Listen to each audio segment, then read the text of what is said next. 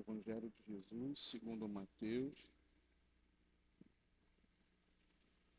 capítulo 9, versos 1 a 8. Os irmãos acharam? Amém? Diz assim a santa e poderosa palavra de Deus. E, entrando no barco, passou para o outro lado e chegou à sua cidade. E eis que lhe trouxeram um paralítico deitado numa cama. E Jesus, vendo a fé deles, disse ao paralítico: Filho, tem bom ânimo, perdoados te são os teus pecados. E eis que alguns dos escribas diziam entre si: Ele blasfema. Mas Jesus, conhecendo seus pensamentos, disse: Por que pensais mal em vossos corações? Pois qual é mais fácil, dizer perdoados te são os teus pecados, ou dizer levanta-te e anda? Ora, para que saibais que o Filho do Homem tem na terra autoridade para perdoar pecados, disse então ao paralítico: Levanta-te, toma a tua cama e vai para a tua casa. E levantando-se, foi para a sua casa. E a multidão, vendo isto, maravilhou-se e glorificou a Deus, que dera tal poder aos homens. Você pode se assentar, por favor?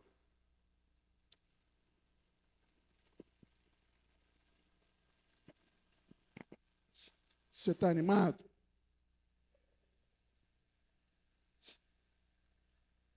Alguns estão, nem todos, talvez. Em muitos momentos, eu não estou. Muitos momentos. Nem sempre uma pessoa ela está com o físico e com a mente dispostas naquilo que se espera de que seja o comum, o habitual, ou até de que seja o habitual da pessoa. Nem sempre a pessoa está disposta e motivada. E essa falta de ânimo, essa falta de vida, ela pode ser só uma sensação de sobrecarga. Se você está sobrecarregado, você precisa fazer o quê? Descansar. É simples assim, irmãos. Só que se isso passa de um momento de desânimo para um estado de desmotivação, então a gente precisa ficar um pouco mais atento. Por quê? Porque isso pode ser indício de alguma questão na saúde. Simples assim também. Por exemplo, diabetes.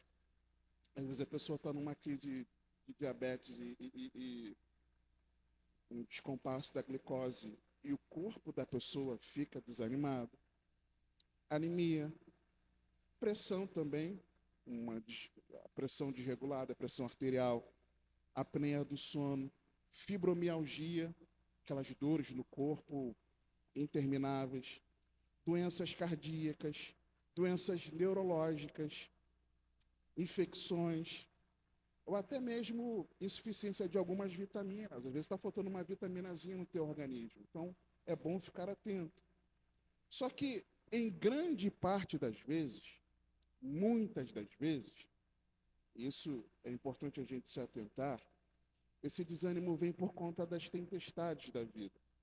Acontecem as situações difíceis que são comuns a todo ser humano, a mim, a você, a quem está na América do Norte, espalhado pelo Brasil, na Europa, na Ásia, pessoas que nascerão no futuro, pessoas que já morreram, que já passaram por aqui, por essa terra.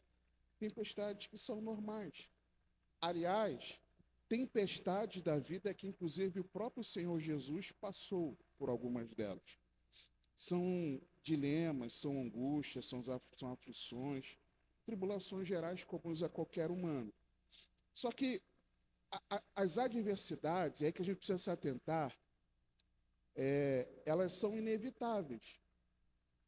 Por mais que você e eu nos dediquemos a cuidar da nossa saúde, nós podemos adoecer. Por mais que você e eu sejamos bons profissionais, glorifiquemos a Deus por meio do nosso trabalho, fazendo como para o Senhor, nós podemos ficar desempregados.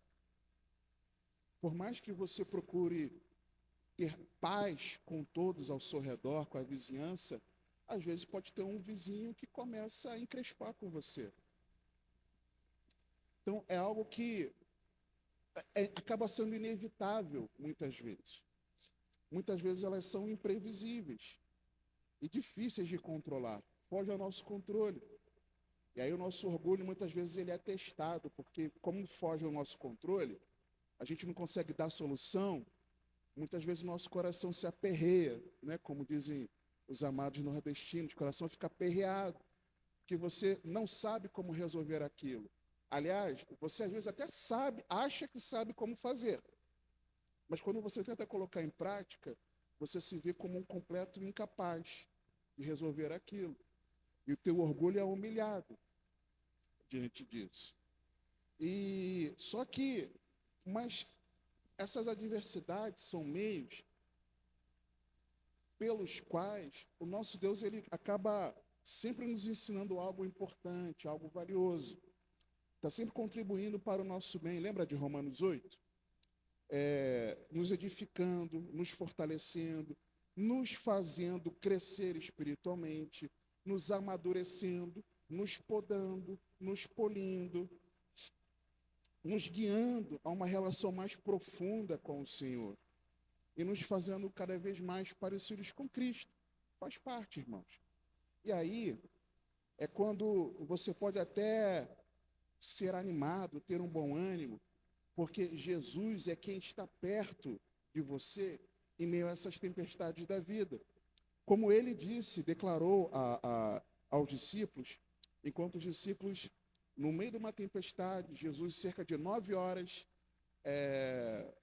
os discípulos, em meio à tempestade, Jesus tinha subido ao monte orar, depois de cuidar ali da multidão, despede os discípulos que vão atravessar o mar da Galileia, e de repente vem a tempestade, o vento era o contrário, os discípulos preocupados, Jesus vem andando sobre o mar, querendo passar à frente do barco. Quando eles veem Jesus, o que eles gritam? Ah, é um fantasma! E eles ficaram desesperados. Tinha uma crença judaica de que o mar, as águas, era o lugar da morada ali de espíritos, né? E Jesus falou: ei, não tenham medo, sou eu. Aliás, dizem que o que Jesus falou, na verdade, não foi sou eu, foi eu sou. Imagina Jesus clamando isso, bradando. E aí eles se acalmaram. Pedrão até se encoraja. É o Senhor mesmo? Me manda ir contigo sobre as águas. Então, nós podemos até nos animar em saber que, em meio às tempestades da vida, Jesus está perto de nós. Ele está perto de nós. Nós podemos até nos animar, queridos, quando esse relato a gente tem lá em Marcos 6, Mateus 14, nós podemos até nos animar porque Jesus venceu o mundo, como ele disse aos discípulos que no mundo nós teríamos aflições, melhor tradução seria tribulações, João 16:33, mas tem de bom ânimo porque eu venci o mundo. Nós podemos nos animar porque Jesus, ele se importa com o nosso sofrimento, como Jesus ele declarou àquela mulher que tinha um fluxo de sangue, ela toca na orla de Jesus, a orla era uma parte do manto que Jesus carregava, o manto de oração, ela toca ali, é curada, Jesus sente que dele saiu o poder, e aquela mulher atemorizada, Jesus pergunta quem havia lhe tocado, insiste, ela confessa tudo, a Bíblia diz isso, e num dos evangelhos declara que Jesus diz isso para ela: tem de bom ânimo, a tua fé te salvou. Então nós podemos até nos animar, termos bom ânimo, por sabermos que Jesus se importa com o nosso sofrimento. Você pode se animar em saber que Deus se importa com o que você está passando. Nós podemos até nos animar quando sabermos que Jesus ele ouve o nosso clamor. Jesus, indo ali no caminho de Jericó, o cego à beira do caminho, ouve falar que é Jesus que está passando, começa a clamar: Jesus, filho de Davi, tem misericórdia de mim. Cala a boca, está vendo que está atrapalhando Jesus? E ele clamou mais alto ainda, até que Jesus manda o chamar. E quando vão falar com ele, fala o quê? Tende bom ânimo, Jesus está te chamando. Então nós podemos também, pela palavra, nos animar em saber que Jesus ouve o nosso clamor.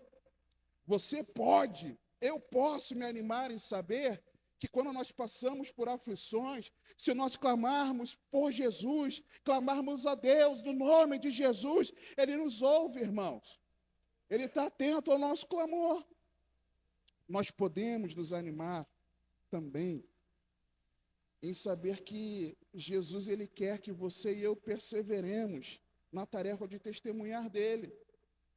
Nós estamos nesse propósito, que eu creio que é o desejo de Deus que nós perseveremos nesse propósito de orar pela salvação dos perdidos, que nós sejamos ferramenta nas mãos do Senhor. Mas talvez em meio às adversidades, por conta do exercício. Olhei para o Tom aqui, acho que ele estava no dia, que a gente tomou vassourada. Lembra disso? Vassourada. Foi vacilo nosso, também. Também. Mas também foi ali vassourada pelo Evangelho. E os irmãos não pararam de sair às ruas para proclamar o Evangelho. Porque nós sabemos que, mesmo em meio às adversidades, às tribulações que nós passamos por amor ao Evangelho, pregando o Evangelho no trabalho, na vizinhança, e somos perseguidos por isso, nós podemos nos reanimar e seguir em frente e perseverar, porque é a vontade de Deus. Foi isso que que Jesus fez com Paulo, Atos 23, Paulo falando Jesus aparece a Paulo. Paulo estava preso, a caminho de Roma, e Jesus fala para ele, por isso que, para mim, Paulo não estava... Oi, pastorzinho. Eu tenho aqui, meu irmão, obrigado. Obrigado. Eu esqueci de prender.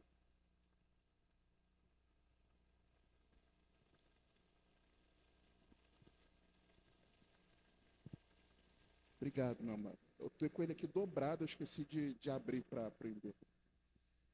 Por isso, eu creio que Paulo, na viagem que ele tem um naufrágio indo para Roma, Paulo não estava sendo desobediente à voz de Deus, indo contra aquilo que os profetas estavam dizendo. Jesus falou para ele lá em Atos 23, Paulo, tenha bom ânimo, porque assim como você testemunhou de mim em Jerusalém, importa, é necessário, precisa você testemunhar de mim em Roma. E ele foi. Quem falou com ele? Jesus.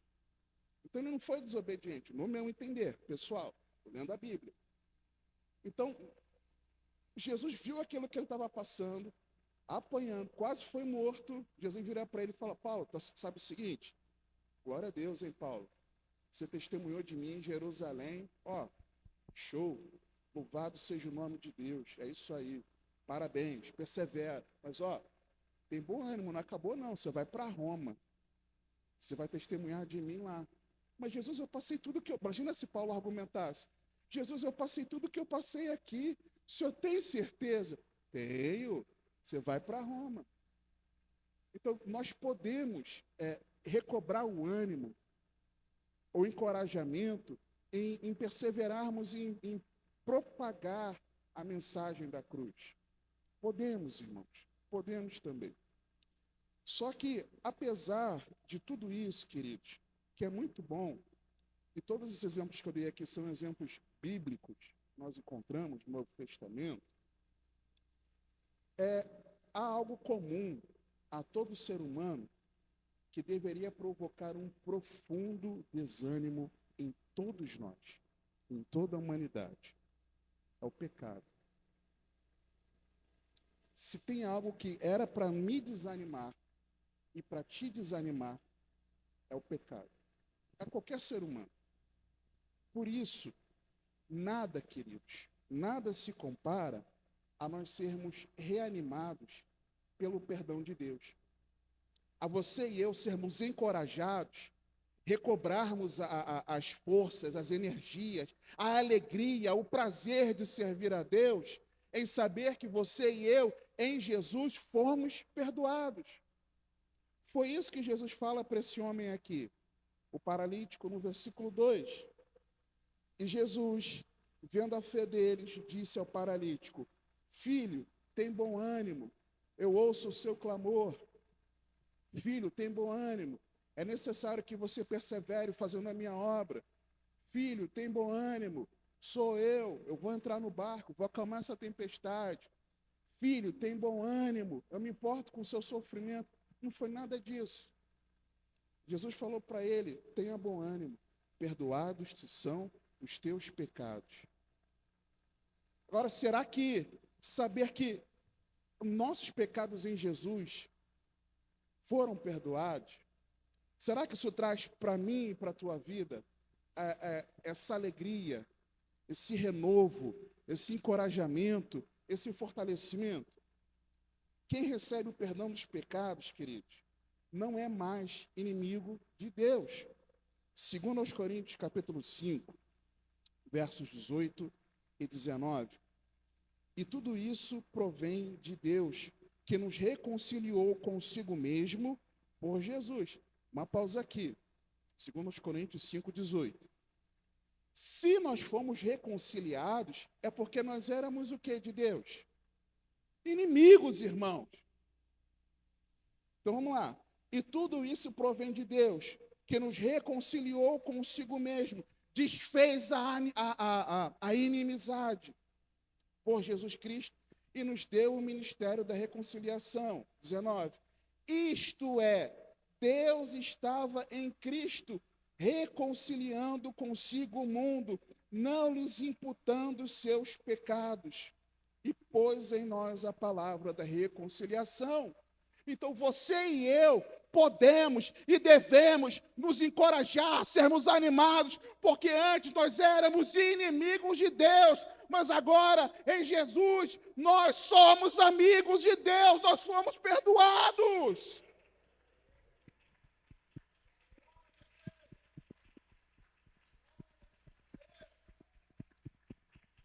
Glória a Deus, nós fomos perdoados, irmãos. Nós não somos mais inimigos. Nós não precisamos mais temer a condenação eterna, porque esse verdadeiro amor de Deus em nossos corações, reconciliados com Deus, lança fora todo medo. Que medo? Da condenação. Nós vamos chegar diante de Deus, não mais como criminosos, mas como perdoados em Cristo Jesus. E isso é razão, é motivo para você se animar. Há perdão em Jesus. Quem recebe o perdão dos pecados, queridos, não carrega mais um fardo pesado.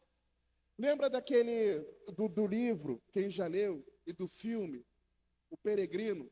O filme retrata bem para quem não leu o livro. E eu não li o livro, mas assisti parcialmente o filme, porque diz a intriga familiar que eu durmo nos filmes, mas eu durmo mesmo. Mas você sabe que representando ali o peso, o fardo do pecado sobre ele, ele tinha aquela mochila grandona, que cada vez mais para ele ia ficando mais pesada, mais pesada, mais pesada, e que somente quando ele resolve se render a Jesus, representado por ele passando ali naquela fenda ali na montanha, no formato de cruz, é que ele deixa aquela mochila para trás, aquele fardo, e aquela mochila cai, montanha abaixo, e o peso, o fardo sai dele. Então, quem é perdoado dos pecados, quem recebe perdão dos pecados, não carrega mais esse fardo pesado. Salmo 32, verso 1 a 5. Salmo 32, verso 1 a 5. Bem-aventurado aquele cuja transgressão é perdoada e cujo pecado é coberto. Bem-aventurado o homem a quem o Senhor não imputa maldade e em cujo espírito não há engano. Quando eu guardei silêncio, fiquei caladinho, com meu pecado de estimação, sem me arrepender, sem confessar a Deus, sem pedir perdão, os meus ossos envelheceram os meus ossos pelo pecado? Não, pelo bramido todo dia. Quem carrega o fardo do pecado, o corpo geme, irmãos. A alma geme com o peso do pecado. Verso 4. Porque de dia e de noite a tua mão pesava sobre mim, o meu humor se tornou em sequidão de estio. O meu humor, sabe aquela pessoa com peso do pecado, mal-humorada, mal-amada? Quer dizer, ela não é mal-amada, ela é muito bem amada, porque Deus a amou. Só que ela não consegue enxergar isso. E o peso do pecado deixa a pessoa pesada, carregada, com semblante pesado, como diz o meu pastor, com cara de, como é que ele fala mesmo? De delegado da Polícia Federal, né? Pesado, carregando aquele fardo pesado, sabe, no coração, aquele peso na alma. Por quê? Porque está cativo do pecado. Aí o texto continua, verso 5, confessei-te o meu pecado e a minha maldade não encobri. Dizia eu, confessarei ao Senhor as minhas transgressões, e tu perdoaste a maldade do meu pecado. Então, quem é perdoado, quem recebe perdão nos pecados, não carrega mais o fardo pesado sobre si. Ele toma sobre ele o fardo e o jugo do Senhor, que são leves e suaves. Quem tem o perdão de pecados tem acesso a Deus. Hebreus, capítulo 10, versos 15 a 23. E também o Espírito Santo nulo testifica, porque depois de haver dito, esta é a aliança que farei com eles, depois daqueles dias, diz o Senhor, porei as minhas leis em seus corações e as escreverei em seus entendimentos. Acrescento, e jamais me lembrarei de seus pecados, de suas iniquidades. Uma pausa. Quem é que fica te lembrando? Lembra do que você fez? É o diabo, irmãos. Porque a Bíblia declara, quando você e eu somos perdoados pelo Senhor, ele diz que jamais se lembra dos nossos pecados e das nossas iniquidades. Jamais. Ora, onde a remissão destes, não há mais sacrifício e oblação pelo pecado. Tendo, pois, irmãos, ousadia para entrar no santuário pelo sangue de Jesus, pelo novo e vivo caminho que ele nos consagrou, pelo véu, isto é, pela sua carne, e tendo grande sacerdote sobre a casa de Deus, cheguemo-nos com verdadeiro coração, em inteira certeza de fé, tendo os corações purificados da má consciência e o corpo lavado com água limpa. Retenhamos firmes a confissão da nossa esperança, porque fiel é o que prometeu. Quem tem os pecados perdoados tem acesso a Deus por seus méritos, porque não peca mais naquilo. Não, irmãos, é por Jesus, é pelo novo e vivo caminho que Jesus abriu por meio do seu corpo, do seu sacrifício na cruz. É porque Jesus morreu a nossa morte que você e eu hoje nós podemos entrar na sala do trono. Nós podemos. Quem tem os pecados perdoados está sob nova direção. Atos 26, 16 a 18. Paulo dando um testemunho da conversão dele. Naquela mesma viagem que ele tinha que ir para Roma antes do naufrágio, ele vai testemunhando para várias autoridades do governo. Aí diz o seguinte, Paulo contando o seu testemunho de conversão, Jesus falando com ele. Mas levanta-te e põe-te sobre os teus pés. Ele havia caído do cavalo, ficou cego. Porque te apareci por isto, para te pôr por ministro e testemunha, tanto das coisas que tens visto, como daquelas pelas quais te aparecerei ainda. Uma pausa. Imagina Jesus aparecendo para você e te prometendo: eu ainda vou aparecer para você outras vezes. Meu Deus. Continuando.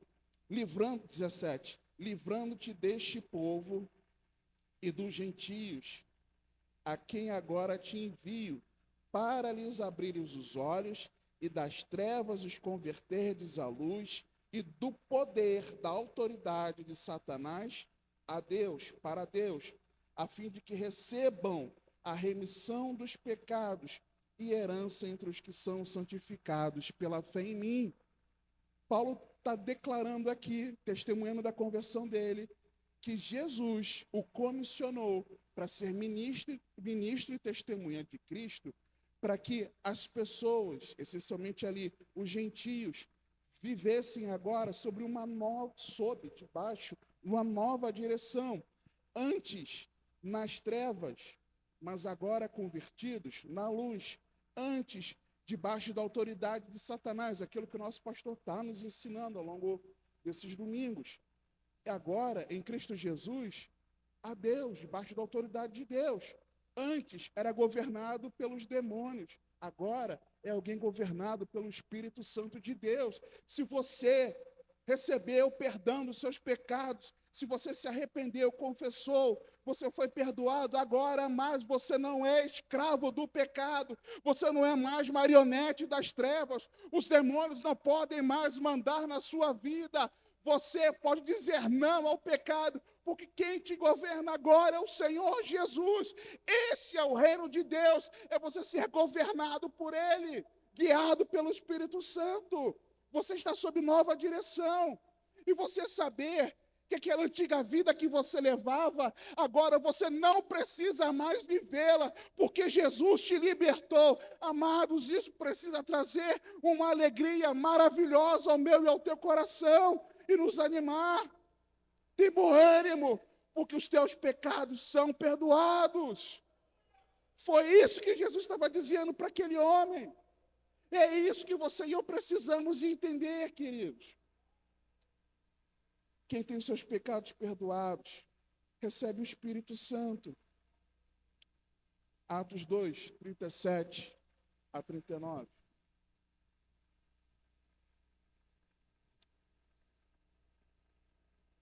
Pedro havia pregado o Evangelho a milhares de pessoas, confrontou-os dizendo que eles haviam matado o Senhor Jesus em conluio com as autoridades. Aqueles homens ficam desesperados e perguntam para ele: e agora? O que a gente faz da vida? Verso 37 em diante, a 39. E ouvindo eles isto, compungiram-se em seu coração e perguntaram a Pedro e aos demais apóstolos: que faremos, homens, irmãos? E disse-lhes Pedro: arrependei-vos, e cada um de vós seja batizado em nome de Jesus Cristo, para perdão dos pecados, e recebereis o dom, o presente do Espírito Santo, porque a promessa vos diz respeito a vós, a vossos filhos e a todos os que estão longe, a tantos quantos Deus nosso Senhor chamar, a todos aqueles que forem chamados pelo Evangelho, se arrependerem dos seus pecados, como evidência de uma genuína fé em Jesus, essa pessoa recebe o presente do Espírito Santo. Deus agora habita no seu ser. E sabermos que fomos perdoados por Deus, e sabermos que os nossos pecados foram perdoados, isso precisa nos alegrar, porque aquele que tem os pecados perdoados se torna habitação do Espírito Santo de Deus. Ah, eu estou desanimado porque não sei nem explicar. Para, irmãos. Deus habita no teu coração. Cristo habita em você. O Pai habita em você. E isso precisa ser motivo de nos colocar para cima, animados, felizes, gratos ao Senhor. Ah, mas eu não vou ficar triste pelo que eu estou passando. É claro que você vai, irmãos. Jesus se entristecia, irmãos. Vamos parar com essa hipocrisia gospel, evangélica. Aí o crente não pode ficar triste. Não, irmão, pode sim. A gente tem que saber, a nossa geração é uma geração que não sabe lidar com a dor. A gente não sabe lidar com as dificuldades, como gerações passadas sabiam melhor. E a gente precisa deixar a dor, sabe? A gente tomar um café com bolo, com a dor, deixar a dor trabalhar o nosso coração. E em ela trabalhando no nosso coração, a gente se animar e lembrar que a nossa maior alegria é que nós temos Jesus. O problema é quando nós permanecemos desanimados. Esse que é o problema, é o permanecer. Não é se desanimar por um momento. Não é se entristecer por algo que acontece. Se entristece, normal. Depois passa, irmãos.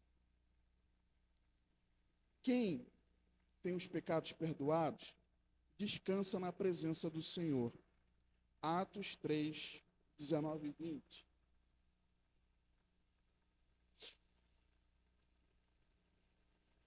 Arrependei-vos, pois, e convertei-vos, para que sejam apagados os vossos pecados, e venham assim como, quando você é perdoado, é assim que vem.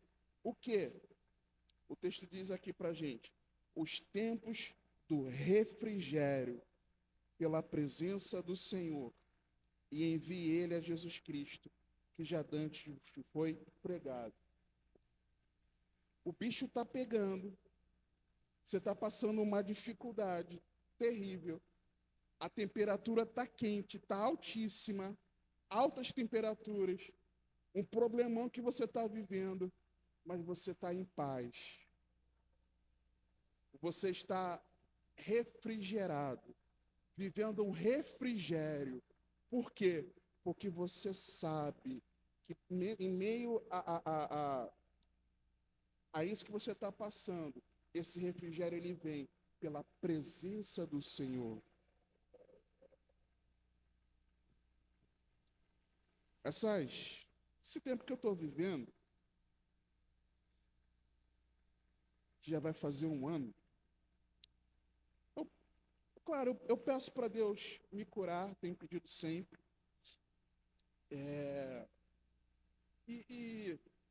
Mas o que eu mais pedia para Deus é o seguinte, Senhor, só me ajuda a eu perceber que o Senhor está presente nisso. E ponto. Para mim é o suficiente, irmãos. É o suficiente. É saber que Ele se faz presente. E não só, desde o início, ele foi se manifestando a mim pessoalmente, e eu percebendo. Eu não conto todas as coisas para vocês, nem para o nosso pastor, porque não cabe. São questões. A igreja tem orado, tem clamado, tem ajudado de várias formas. Os irmãos sempre têm falado que têm orado por mim, mas tem coisa que cabe mais a família e tem coisa que não cabe nem à esposa, cabe a mim vivenciar pessoalmente algo meu. E desde o início Deus tem manifestado, sabe, uma graça tão maravilhosa da presença dele, do cuidado, e ele ainda cuidou de uma maneira que eu sabia que eu estava sendo cuidado por ele. Deus usa uma pessoa que eu não conheço, que não me conhece, e de dizer, falar a respeito. Deus usa seus servos, Deus usa com dom profético. Nós cremos na continuidade dos dons até hoje, para avisar para a família que, está acontecendo isso, com um homem assim, assim, assim, ele tem feito isso, do jeitinho que estava acontecendo. Meu tete a tete com Deus, eu falando, ele me respondendo, mas ó, Deus manda dizer que ele está presente nisso, cuidando de tudo, para acalmar o coração deles. Então, você saber que em meio às dificuldades, você pode, sabe, descansar nesse refrigério da presença do Senhor, irmãos, isso acalenta o nosso coração. Isso faz a gente, sabe, dormir tranquilo, acordar tranquilo, passar situações difíceis, mas tranquilo da vida, porque o Senhor está presente, irmão. Se Deus está presente no negócio, descanse teu coração. Quem recebe o perdão dos pecados não vive na superficialidade. Marcos capítulo 4, versos 10 a 12. E quando se achou só, Jesus tinha acabado de contar a parábola, a chamada parábola do semeador. E quando se achou só, os que estavam junto dele com os 12 interrogaram-no acerca da parábola. E ele disse-lhes: a vós vos é dado saber os mistérios do reino de Deus, mas aos que estão de fora, todas estas coisas se dizem por parábolas, para que vendo vejam e não percebam, e ouvindo ouçam e não entendam, para que não se convertam e lhes sejam perdoados os pecados. Se você e eu fomos perdoados, isso é indício, irmãos, que os mistérios do reino de Deus estão sendo descortinados diante de nós. Que nós estamos não na superficialidade da religião, da religiosidade evangélica, mas nós somos verdadeiros discípulos de Cristo, que sabem que em meio a tudo aquilo que vivenciam, mas por terem se arrependido de seus pecados, agora são governados por Deus. Não vive, sabe, eu vou participar do culto porque eu tenho que participar. Eu vou orar porque eu tenho que orar. Eu vou ler a Bíblia, vou meditar porque eu tenho que meditar. Eu vou ouvir a palavra porque eu tenho que ouvir. Um vive nessa superficialidade, mas ela sabe que porque ela foi perdoada, os mistérios do reino de Deus são desvendados por ela. E o que é o reino de Deus? É o domínio de Deus na nossa vida e através de nós. Quem tem os pecados perdoados não vive nessa superficialidade da religiosidade. Quem tem os pecados perdoados cresce no amor a Deus. Lucas capítulo 7, versos 47 a 50. Por isso te digo que os seus muitos pecados lhe são perdoados, porque muito amou. Mas aquele a quem pouco é perdoado, pouco ama. E disse-lhe a ela: os teus pecados te são perdoados. E os que estavam à mesa começaram a dizer entre si: quem é esse que até perdoa pecados? E disse a mulher: a tua fé te salvou. Vai-te em paz.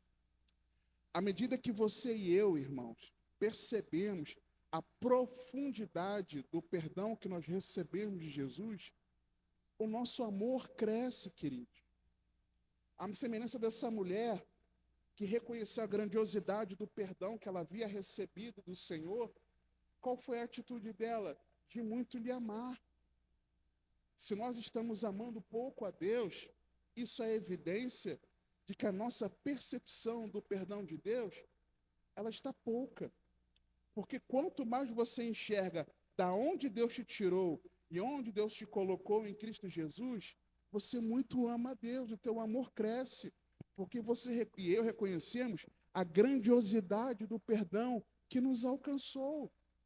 Era isso que Jesus estava dizendo àquele homem: filho, tem bom ânimo, os teus pecados te são perdoados. Aquele homem era um paralítico. Na cultura judaica, Ser leproso significava você estar marcado, deformado, contaminado com a lepra, simbolizando a corrupção do pecado. Já o ser paralítico representava a imobilidade, né, refletindo a estagnação causada pelo pecado. E, além da doença propriamente dita, que paralisava aquele homem, existia uma culpa, porque era a crença judaica que acreditava que toda doença era consequência do pecado. Ou pecado da pessoa, ou pecado dos pais. Lembra quando perguntaram para Jesus, Jesus, quem que pecou? Não no caso desse aqui, paralítico. Foi ele ou foram seus pais? Porque essa era a crença deles. Então, aquele paralítico, além da doença em si, ele vivia com essa culpa. Caramba, eu estou em pecado, porque eu sou um paralítico. Era isso que acontecia com ele. E no texto, nós enxergamos alguns pontos muito importantes que eu quero compartilhar com os irmãos. Primeiro, versículo 1, na parte A.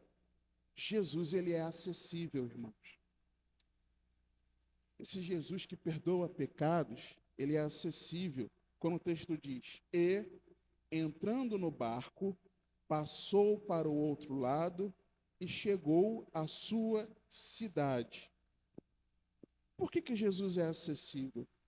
Vá comigo num relato paralelo em Marcos, no capítulo 2, versículo 1. Marcos 2, 1. Jesus, ele é acessível. Ele chegou à cidade. Que cidade? O texto aqui vai dizer, Marcos 2, 1. E alguns dias depois, entrou outra vez em Cafarnaum. E soube-se que estava em casa. Jesus é acessível. A presença de Jesus, ela é notória, irmãos. Jesus chegou, antigamente não tinha a story, não sei, acho que é, né? Não tinha story do Instagram. Oi, gente, estou voltando de uma viagem, acabei de cruzar aqui o mar da Galileia, estou chegando aqui a Cafarnaum, quem quiser venha, hein? Estou em casa, um abraço, fiquem na paz. Não tinha isso. Mas ao Jesus chegar, a notícia se espalhou, irmãos. Por quê? Porque Jesus, ele é acessível. A notícia da chegada de Jesus, ela é e precisa ser acessível. A notícia precisa se espalhar. Quando Jesus está na casa, a notícia se espalha, irmãos. Quando Jesus está presente, quando Jesus chega, todo mundo fica sabendo. Pode não saber exatamente que é Jesus que está ali, mas a pessoa vai dizer, olha, o que aconteceu com você? Tem alguma coisa diferente. E você sabe que é Cristo na sua vida. Quando Jesus chega, a presença dele é notória, ele é acessível. A notícia se espalha, porque olha o que acontece. Souberam que ele estava em casa, mas a notícia se espalhou de tal forma, olha o versículo 2, parte A, Marcos 2. E logo se ajuntaram tantos que nem ainda nos lugares junto à porta cabiam. A notícia não tinha Instagram, irmãos. Não tinha status do WhatsApp. Não tinha lista de transmissão. Não tinha lista de e-mail. Não tinha televisão. Não tinha rádio. Não tinha meios de comunicação assim. Não tinha. Não havia. Mas a notícia se espalhou de tal forma que muita gente se ajuntou. Jesus é acessível. A presença dele é notória. E a notícia se espalha, irmãos. Ela precisa se espalhar. Como é que essas pessoas ficaram sabendo que Jesus estava ali? Alguém falou. Você e eu precisamos ser esses, que precisamos tornar Jesus acessíveis às pessoas. E dizer, olha, Jesus está aqui, de braços abertos, para perdoar os seus pecados. A notícia precisa se espalhar. Quando por Jesus ser acessível, a palavra é anunciada, parte B do versículo 2, Marcos 2, e anunciava-lhes a palavra. Jesus está presente, o que tem que acontecer? Palavra, irmãos. Palavra. A doutrina de Cristo. O evangelho da salvação é a doutrina de Cristo. A palavra precisa ser propagada. Como que é? Você vai declarar só a tua experiência de vida? Não. Vai anunciar a palavra. E anunciava-lhes a palavra. Verso 2 na parte B. Em Lucas traz algo interessante que nem Mateus nem Marcos trazem sobre esse relato. Esses três evangelhos são chamados sinóticos, que têm o mesmo enredo, vamos dizer assim, histórias muito parecidas, ou as mesmas histórias em perspectivas diferentes. Lucas, no capítulo 5, o versículo 17 fala algo interessante de quando Jesus está presente. Quando as pessoas, por Jesus ser acessível, diz assim, Lucas 5,17. E aconteceu que num daqueles dias estava ensinando, e estavam ali assentados fariseus e mestres da lei, que tinham vindo de todas as aldeias da Galiléia. Por quê? Porque ficaram sabendo. E da Judéia e de Jerusalém. E o que estava ali presente? E o poder do Senhor estava ali para os curar. Por Jesus ser acessível, a notícia se espalha, a presença notória, não é só palavra, irmãos, tem poder também. Quando Jesus está presente na casa, tem poder também. Jesus é acessível. Jesus tem poder para curar, sim. Jesus tem poder para transformar, sim. Mas Jesus também tem poder para perdoar pecados. Tem poder de Deus ali. Uma outra verdade, lá em Mateus 9, no versículo 1, na parte B. Primeiro Jesus, ele entra no barco, passou para o outro lado e chega à cidade. Ok. Mas, na parte B, no versículo 1, o texto diz o seguinte: e eis que lhe trouxeram um paralítico deitado numa cama.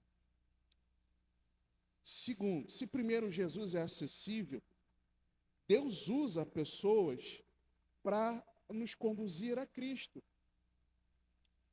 Alguém apresentou Jesus para você.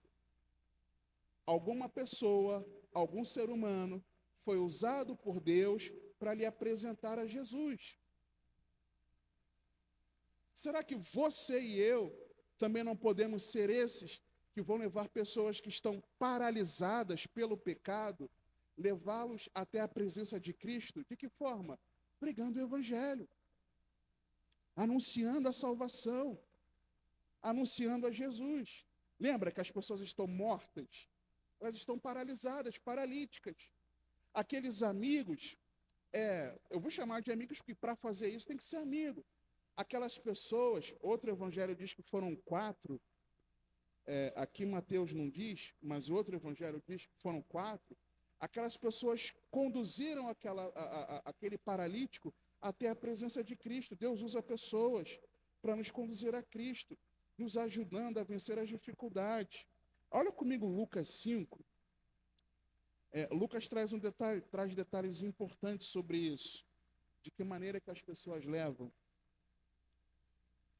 Não é de um jeito tão simples. Tem dificuldade.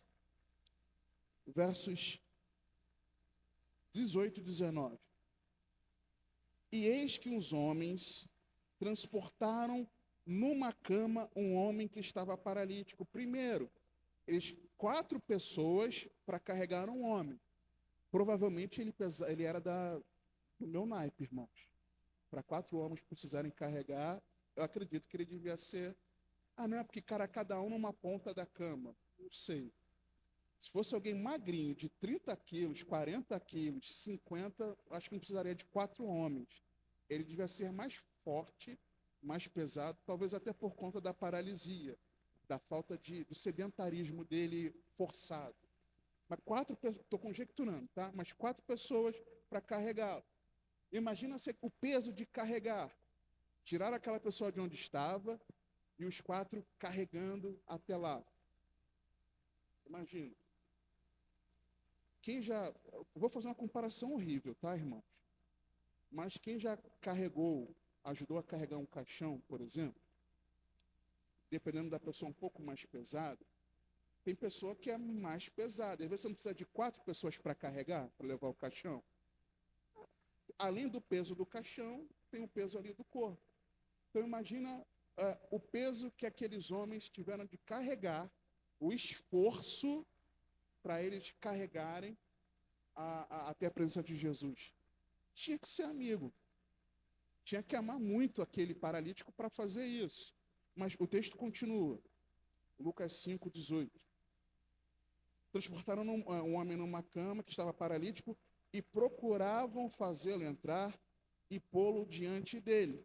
E não achando por onde o pudessem levar, por causa da multidão, subiram ao telhado e por entre as telhas o baixaram com a cama até ao meio diante de Jesus. Não bastava levar até a região onde Jesus estava, tinha que levar até a presença de Jesus, diante de Jesus. Tinha uma multidão ali. Eles não conseguiram entrar pela porta. O que eles tiveram que fazer? As casas ali, elas tinham um telhado, um eirado, que era plano. E como é que se acessava esse telhado? Por uma escada externa. Então eles tiveram que subir a escada externa, chegar ao telhado, destelhar. E detalhe, não é sair destelhando qualquer lugar. Eles tiveram que destelhar exato. Pensa aqui nas nossas placas aqui do rebaixamento. Exatamente onde estava Jesus. Não bastava destelhar ali naquele canto. Que não ia estar diante de Jesus, porque tinha uma multidão ali. Eles tinham que destelhar exatamente onde Jesus estava. E eles foram lá milimetricamente destelhando onde Jesus estava. E não bastava destelhar. Eles precisavam descer aquele homem, arrumar uma cordinha, alguma coisa, para descer aquele homem, colocar aquele homem diante de Jesus. Deus usa pessoas para levar alguém a Cristo. Mas não é assim, irmãos. Não é no estalar de dedos. Tem empenho nosso. Tem uma dedicação nossa. Não pode a gente... não quer Jesus?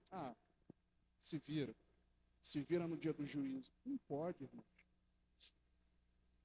Tem que ter algo nosso em correspondência ao perdão que nos alcançou.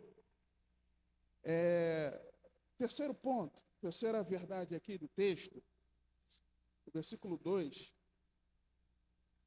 é que Jesus, volta para Mateus 9, é que Jesus sabe o que é o melhor para mim e para você. Versículo 2. E Jesus, vendo a fé deles,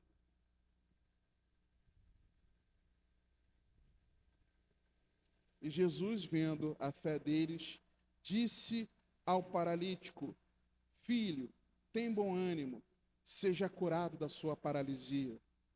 Não, filho, tem bom ânimo, perdoados te são os teus pecados. Jesus, ele é acessível. Deus usa pessoas para nos conduzir a Cristo. Porém, Jesus sabe o que é melhor para você. Talvez você tenha chegado até Jesus porque você precisava, no seu entendimento, de algo aqui na vida. Talvez você quisesse ser alguém feliz. Talvez você procurou Jesus porque você estava doente, ou alguém da sua família.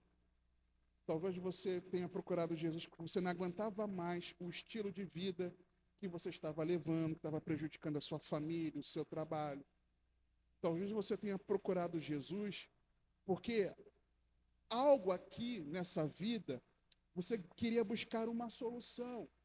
Tudo bem, Jesus ele é poderoso para isso. Ele pode. Só que Jesus ele sabe o que é melhor para mim e para você.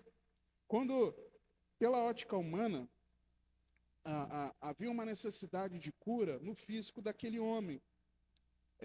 E os amigos, eles sabiam que poderiam, em Jesus, encontrar cura para o seu amigo paralítico, levando-o a Cristo.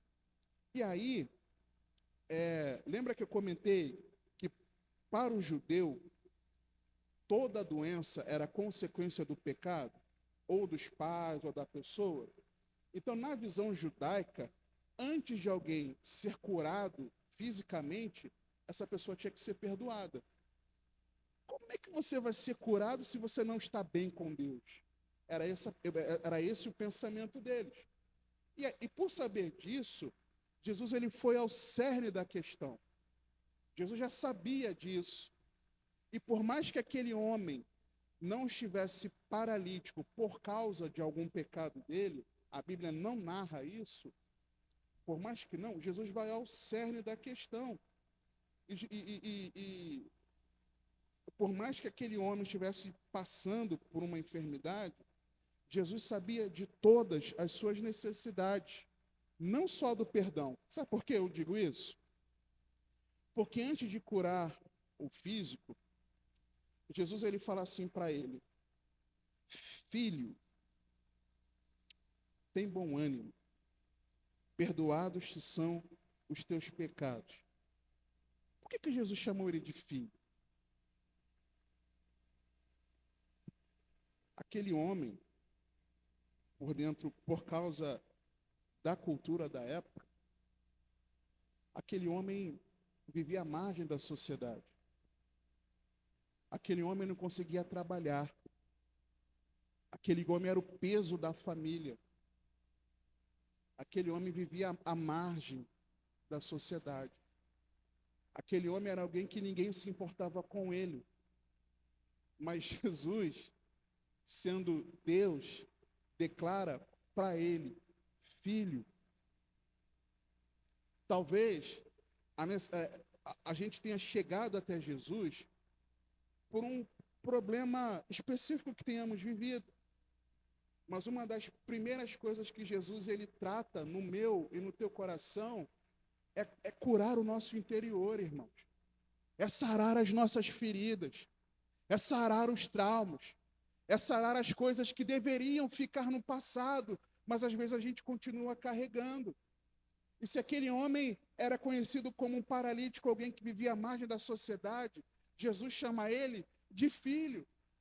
Se você, por conta das questões que você tenha vivido, as suas experiências de vida, eu não sei, sei de alguns testemunhos de irmãos que já contaram aqui algumas coisas, mas eu não sei exatamente aquilo pelo qual você tenha passado na sua vida, pelos traumas que te alcançaram, por aquilo que invadiu o teu ser e até hoje você se para pensando nisso, com a tua mente presa, aprisionada nisso. Mas uma das primeiras coisas que o Senhor mostra para mim e para você é que se você e eu estamos em Jesus, Deus nos chama de filhos. Ele é o nosso Pai. Pai. E Ele quer tratar essas feridas. Ele quer te curar, te restaurar. Outra coisa, Jesus trata também ali o emocional dele. Lembra de Josué? Agora me fugiu a conta que eu esqueci, mas por várias vezes Deus fala para ele: seja forte e corajoso, seja forte e corajoso, tenha bom ânimo. Josué estava emocionalmente bem ou desestabilizado? Morrendo de medo de liderar aquele povo na direção do Senhor. É a mesma coisa esse homem. Para Jesus falar para ele, tenha bom ânimo, aquele homem estava com o emocional dele desestruturado. quantas pessoas hoje, irmãos, não estão cativas de depressão, de ansiedade, síndrome do pânico, com os nervos à flor da pele.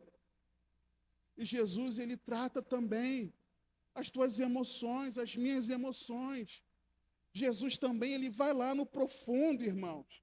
Aquelas pessoas estavam vendo que aquele homem era paralítico, mas lá no interior, Jesus sabia que aquele homem precisava ser curado no seu emocional. Talvez você esteja aqui hoje, assim, com o teu emocional deteriorado, abalado, mal, e você não fala para ninguém, mas a tua cama sabe, mas a fronha do seu travesseiro sabe, o teu lençol sabe, o teu chuveiro sabe, as lágrimas que você derrama, porque você não está bem, mas há poder no nome de Jesus para sarar as tuas emoções. Filho, filha, tenha bom ânimo. O poder de Jesus, o poder de Deus estava ali.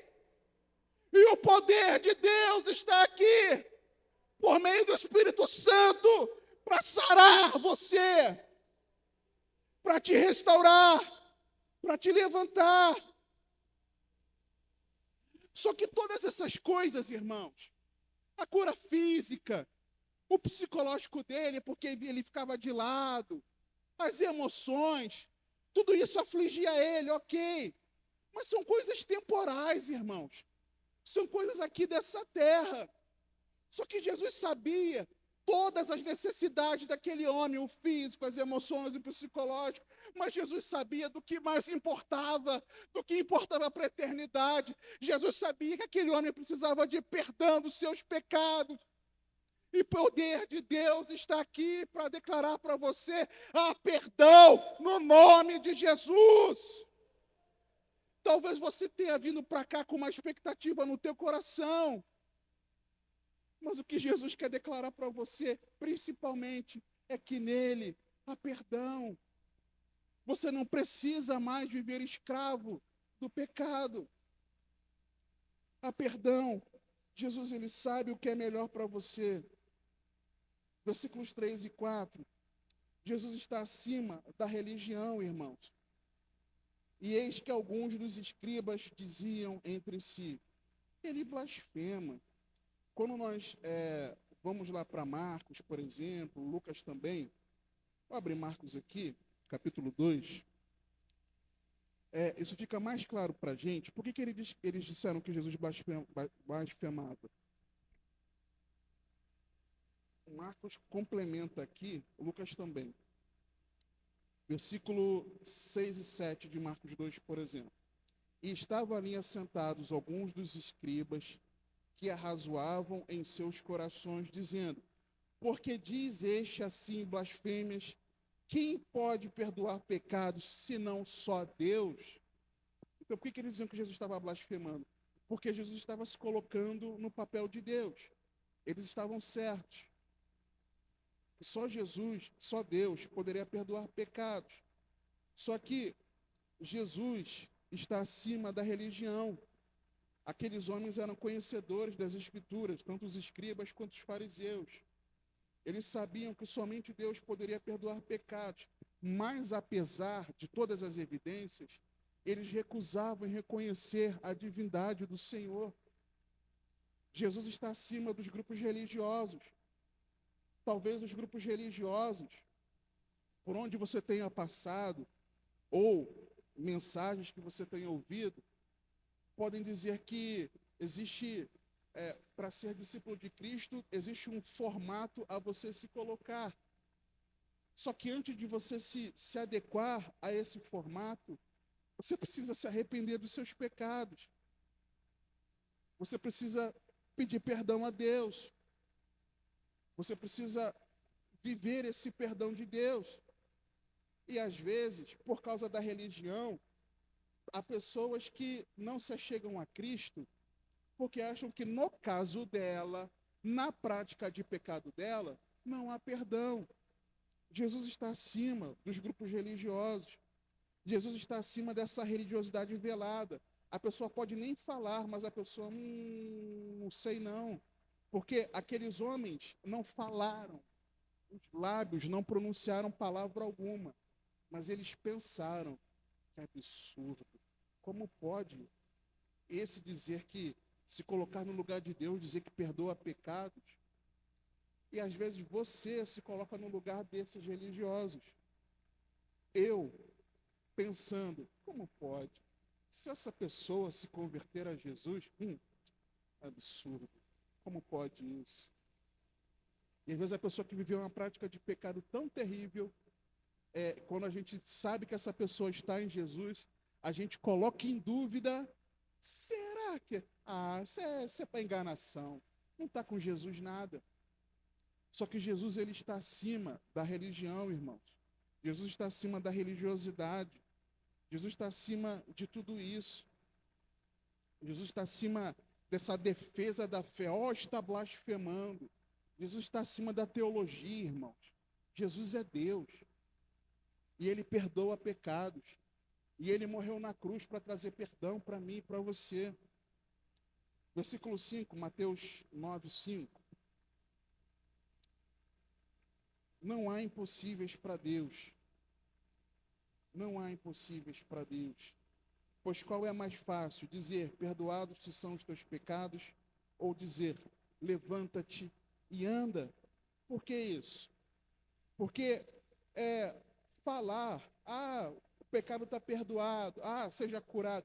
Quantas vezes eu não falei para as pessoas, seja curado em nome de Jesus, e as pessoas não foram curadas? Já teve vezes que eu falei e aconteceu, mas várias vezes não. É fácil falar. Jesus te perdoa. Isso é fácil falar. Seria fácil para Jesus. Só que curar um paralítico seria algo assim extraordinário que só Jesus tinha poder para fazer. E como prova disso, tanto que Jesus ele tinha poder para realizar o impossível de perdoar pecados, Jesus também curou aquele homem como testemunho de que ele tinha poder para isso. Versículo 6. Ora, para que saibais que o Filho do Homem tem na terra autoridade para perdoar pecados, disse então ao paralítico, levanta-te, toma a tua cama e vai para a tua casa. Quando Jesus declara que o Filho do Homem era mais uma prova de que ele era Deus, porque Filho do Homem, lá em Daniel, a gente tem uma menção de Filho do Homem como falando do Messias, falando exatamente dele. E Jesus, quando você lê Filho do Homem, é o descendente da humanidade, filho de Adão. Deus veio até nós. Quando nós lemos isso aqui, você e eu precisamos entender que Jesus se fez homem e veio habitar entre nós, cheio de graça e verdade. Para quê? Para nos salvar, irmãos, para nos resgatar. Deus abriu mão da sua glória, se fez homem, se fez como um de nós, para trazer o perdão para os nossos pecados. Isso é motivo de nós nos animarmos. Versículo 7. E levantando-se foi para a sua casa. Você é livre em Jesus. Aquele homem era paralisado, era paralítico. Ele não podia andar. Antes ele era cativo, preso às circunstâncias. Ele não era livre para levantar, andar e ir para a sua casa. O paralítico ele enfrentava várias limitações, irmãos. A fragilidade da doença, a pobreza que o fazia depender de esmolas para sobreviver. Lembra daquele homem, Atos 3, na entrada do templo, quando Pedro e João foram à oração? O que ele estava fazendo? Esmolando. É o que ele podia fazer. O abandono, a exclusão social, que o faziam não se sentir amado. Ele se sentia alguém sem prestígio, sem valor. Antes, aquele paralítico vivia preso ao seu leito. Ele sofria no físico, no emocional, no psicológico e tinha a consequência espiritual do pecado. Só que agora em Jesus ele era livre. Antes, aquele homem, antes de receber o perdão dos pecados e ser curado por Jesus, ele era preso ao seu leito. Agora que Jesus declarou o perdão e a cura sobre ele, ele era livre para andar. E você e eu precisamos ser encorajados, ser animados, em nós sabermos que em Jesus você e eu somos livres. Nós não somos mais cativos, irmãos. Nós não somos mais presos. Jesus, o mais valente, entrou na casa do valente Satanás com todo o poder e autoridade. E naquela cruz, Jesus nos libertou. Você é livre. E isso é razão, motivo para nós nos animarmos, nos alegrarmos, irmãos. Em último lugar aqui, versículo 8. E a multidão, vendo isto, maravilhou-se e glorificou a Deus, que dera tal poder aos homens. O poder aos homens não era o poder dado ao paralítico, mas era o poder que Jesus, enquanto ser humano, poderia não apenas curar um paralítico, mas perdoar pecados. Não há mérito em mim, não há mérito em você. Toda a glória é de Deus, irmãos. Toda a glória é de Deus. A glória de Deus em perdoar os nossos pecados. E como? Como nós podemos viver esse reânimo, esse encorajamento, esse fortalecimento vindo do perdão de Jesus? Versículo 2, irmãos. E Jesus vendo a fé deles. Fé de quem? Só dos amigos? Claro que não. Porque se o paralítico falasse, não me leva para Jesus, não, eles não iam levar. Mas ele cria que Jesus poderia fazer algo na vida dele. É fé, irmãos. É pela fé. A verdadeira fé nos leva ao arrependimento de pecados. O arrependimento de pecados nos leva à confissão. E a confissão de pecados nos traz o perdão de Deus. E quando você e eu percebemos que nós somos perdoados em Jesus, nós nos reanimamos. Nós nos colocamos de pé. Isso é a maior razão para nós nos animarmos. É que nós fomos perdoados em Jesus.